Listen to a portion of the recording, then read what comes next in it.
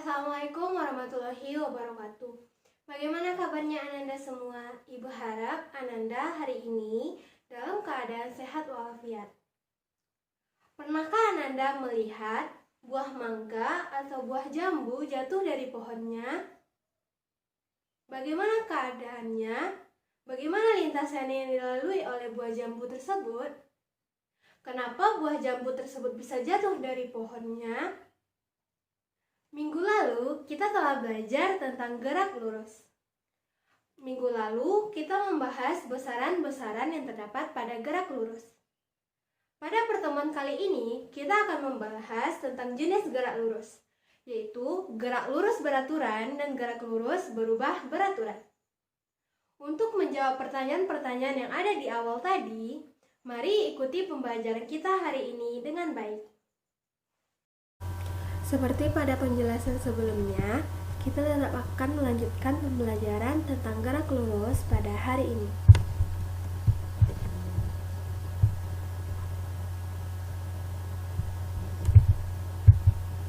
Gerak lurus terdiri dari dua, yaitu GLB dan GLBB.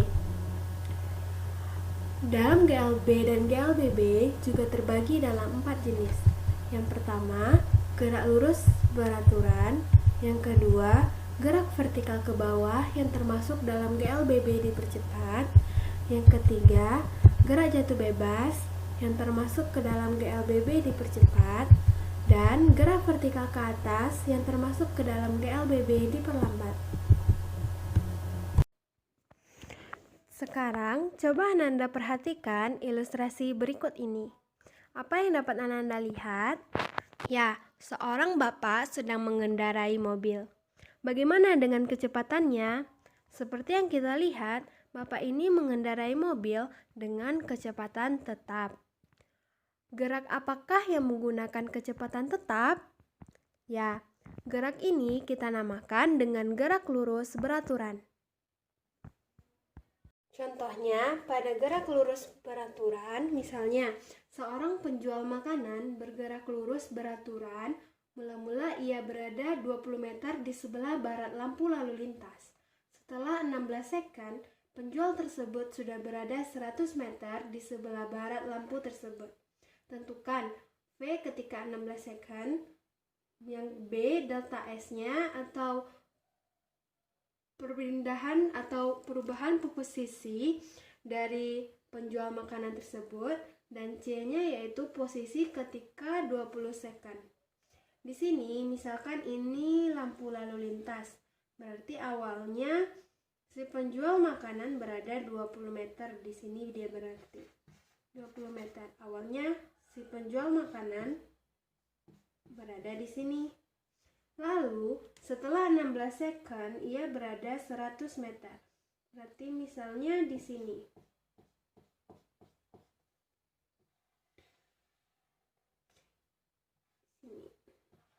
Ini jaraknya ke sini 100 meter. Berarti dari sini dapat kita ketahui bahwa posisi awalnya atau S0 sama dengan 20 meter, dan posisi akhirnya atau S1 sama dengan 100 meter. Lalu juga dikatakan waktunya yaitu 16 second. T sama dengan 16 second. Sekarang kita masuk ke soal yang pertama, yaitu A. Kecepatan benda ketika waktunya 16 second. Artinya, berapa kecepatan penjual makanan ini setelah 16 second berjalan. Berarti di sini dapat kita tentukan dengan V sama dengan delta S per T. Delta S itu ialah S1 dikurang S0 per T. S1-nya kita ketahui bahwa 100 meter dan S0-nya yaitu 20 meter, kita bagi dengan T-nya 16 second. Berarti ini kan dapat 80 per 16 sama dengan 5 meter per second. Lalu kita masuk ke soal yang B. Delta S-nya atau perubahan posisinya. Berarti delta S sama dengan S1 dikurang S0. S1-nya yaitu 100, kita kurangi dengan posisi awalnya yaitu 20. Berarti kita dapatkan 80 meter. Lalu yang C, ditanya di manakah posisi dari penjual makanan ini ketika telah berjalan selama 20 second atau jarak S ketika 20 second. Berarti kita carinya yaitu S1. Karena di sini sudah ada S1 untuk dalam waktu 16 sekon untuk 100 meter, maka di sini bisa kita ganti menjadi S2. S2 sama dengan S0 ditambah delta S2. S0 itu sama dengan S0 ditambah VT2. Karena kita harus mencari nilai delta S2-nya lagi. S0 di sini yaitu 20 tadi kan, ditambah V-nya berapa? V-nya pada saat 16 yaitu 5. Berarti kita bisa mencari dengan cara begini. 5 dikali 20 meter per second. Maaf, 5 dikali 20 meter. Ini dalam meter per second ya. Berarti ini sama dengan 20 ditambah 100. Berarti sama dengan 120 meter.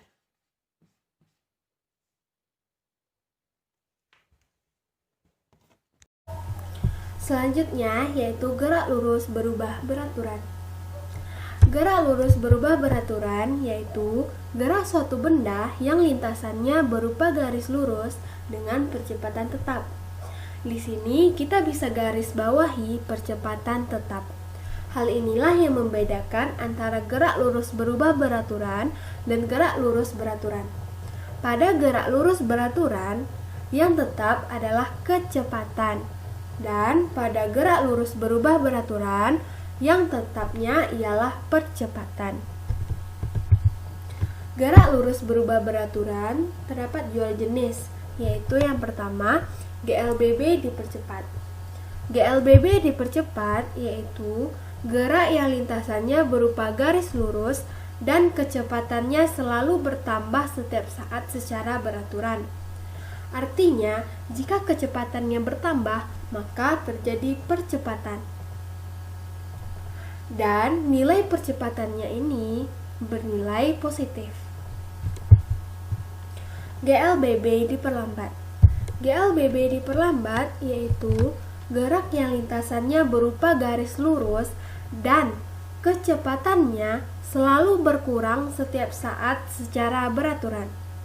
Jika kecepatannya selalu berkurang, maka kita ketahui bahwa gerak ini mengalami perlambatan sehingga bernilai negatif.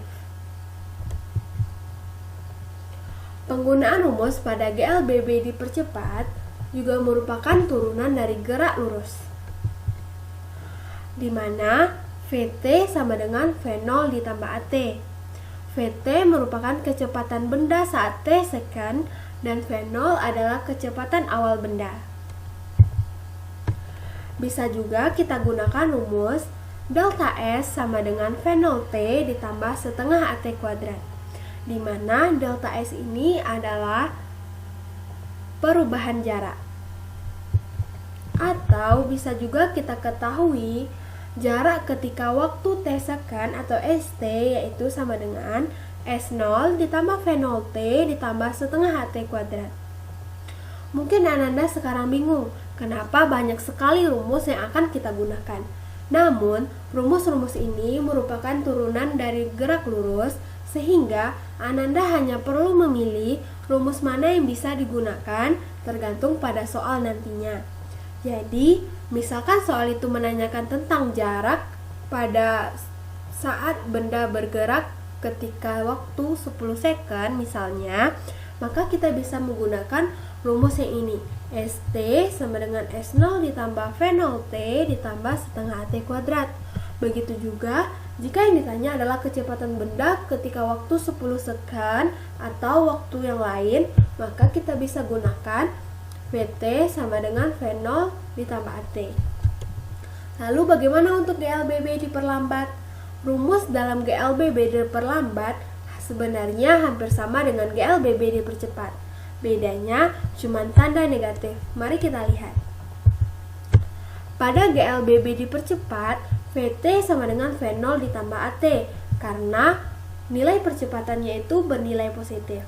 Namun pada GLBB diperlambat, karena nilai percepatannya itu negatif karena terjadi perlambatan, maka nilai VT-nya sama dengan V0 dikurang AT. Atau bisa juga VT kuadrat sama dengan V0 kuadrat dikurang 2AS, di mana S ini adalah jarak suatu benda.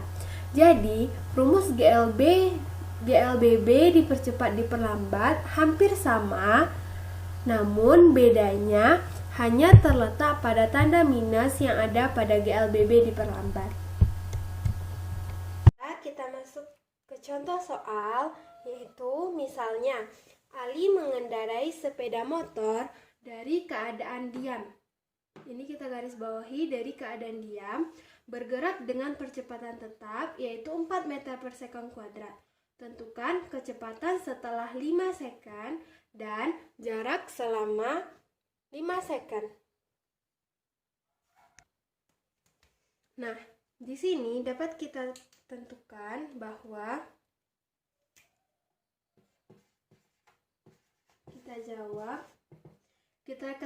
kita buat yang diketahui dulu. Di sini diketahui A sama dengan 4 meter per second kuadrat dan V0-nya kita ketahui 0 karena bergerak dari keadaan diam.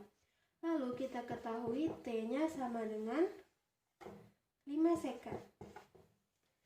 Lalu di sini yang ditanya itu adalah nilai V dan nilai S. Di sini dapat kita buat bahwa yang pertama itu A,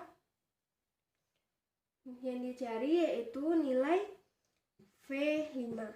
Berarti nilai V5 yaitu kita gunakan rumus V0 ditambah AT. Karena yang diketahui di soal hanya V0, A sama T. Berarti di sini apa kita ketahui V5 sama dengan V0-nya yaitu kita ketahui 0 ditambah A-nya 4 meter per sekon kuadrat dikali T-nya yaitu 5 second. Di sini dapat 0 ditambah 4 dikali 5 sama dengan 20 meter per second. Ini kan dicoret tinggal 1 kan, makanya dapat meter per second. Jadi V5 itu kita dapatkan sama dengan 20 meter per second. Lalu yang B. Yang B yang ditanya yaitu jarak selama 5 second. Berarti yang ditanya S5. S5 kita gunakan rumus V0T ditambah setengah AT kuadrat. Di sini V0-nya kembali lagi karena 0, berarti 0 dikalikan apapun hasilnya tetap 0. Ditambah setengah A-nya kita ketahui 4 meter per sekon kuadrat dan T-nya 5. Kita kuadratkan. Jadi di sini dicoret, ini dapat 2 meter per sekon kuadrat dikali 25 sekon kuadrat. Sekon kuadrat sama dengan sekon kuadrat itu bisa dicoret, berarti dapatnya 50 meter. Berarti jarak Ali setelah mengendarai selama 5 second yaitu 50 meter. Seperti yang telah dijelaskan di awal, bahwa gerak lurus berubah beraturan itu memiliki dua jenis, yaitu GLBB dipercepat dan GLBB diperlambat. Nah, dalam GLBB dipercepat dan diperlambat juga memiliki beberapa contoh. Misalnya, yang pertama itu yaitu GLBB dipercepat, contohnya gerak vertikal ke bawah. Lalu GLBB dipercepat juga, yaitu contohnya gerak jatuh bebas. Dan untuk gerak lurus berubah beraturan diperlambat, contohnya yaitu gerak vertikal ke atas. Mari kita bahas satu-satu ya. gerak vertikal ke bawah. Dari ilustrasi yang telah kita lihat, dapat kita tentukan bahwa gerak vertikal ke bawah adalah gerak suatu benda yang lintasannya berupa garis lurus dengan percepatan tetap yang memiliki kecepatan awal. Jadi di sini untuk gerak vertikal ke bawah itu memiliki kecepatan awal. Dalam artian kita sengaja untuk membuat benda tersebut jatuh atau melempar benda atau bola ke bawah dengan kita berikan sebuah kecepatan awal. Penggunaan rumus pada gerak vertikal ke bawah yaitu Vt sama dengan V0 ditambah Gt. Kenapa di sini ada G yaitu percepatan gravitasi? Karena gerak vertikal ke bawah berarti ia menggunakan percepatan gravitasi. Atau dengan jaraknya atau ketinggian dalam gerak vertikal ke bawah ini kita menggunakan namanya H. H itu hampir sama dengan S pada gerak lurus beraturan, namun di sini H itu lebih ke ketinggian. Di mana H yaitu V0T ditambah setengah GT kuadrat. Nilai percepatan gravitasi itu yaitu 10 meter per second kuadrat. Sekarang, coba Anda perhatikan ilustrasi berikut ini. Apa yang terjadi pada bola basket? Ya, bola itu jatuh dari ketinggian tertentu. Nah, anak ini sebenarnya mendorong bola tersebut jatuh dari atas. Lalu, gerak apakah ini? Gerak ini dinamakan dengan gerak vertikal ke bawah, di mana bola ini memiliki kecepatan awal sehingga ia dapat jatuh ke bawah. Nah, kita masuk ke contoh soal, yaitu sebuah batu dilempar secara vertikal dari sebuah lantai ke bawah dengan kecepatan awal 2 meter per second.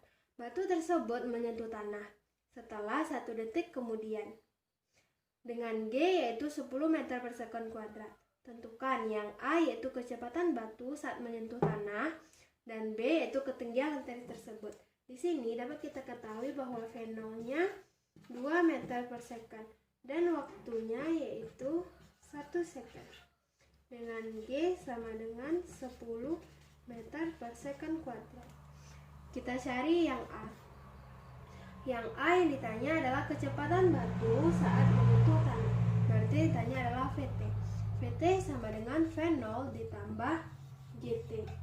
Di sini V0-nya yaitu 2 meter per second ditambah 10 meter per second kuadrat. Kita kalikan dengan nilai T-nya 1 second. Berarti di sini kita dapatkan 2 meter per second ditambah 10 meter per second. Sehingga kecepatan batu saat menyentuh tanah itu 12 meter per second. Lalu kita tentukan yang B, yaitu ketinggian lantai tersebut, atau itu sama dengan H. H sama dengan V0T ditambah setengah GT kuadrat. V0-nya yaitu 2 meter per second dikali T-nya 1 ditambah setengah dikali 10 dikali 1 kuadrat. Di sini 2 ditambah ini dalam meter 10 5 ini 5 kan 1 kuadrat tetap 1 5 meter. Berarti dapat kita ketahui hanya yaitu 7 meter. Sekian pembelajaran kita pada hari ini. Jika ada pertanyaan, silakan ditanyakan pada waktu diskusi. Ibu harap Ananda dapat memahami materi pada hari ini dengan baik. Assalamualaikum warahmatullahi wabarakatuh.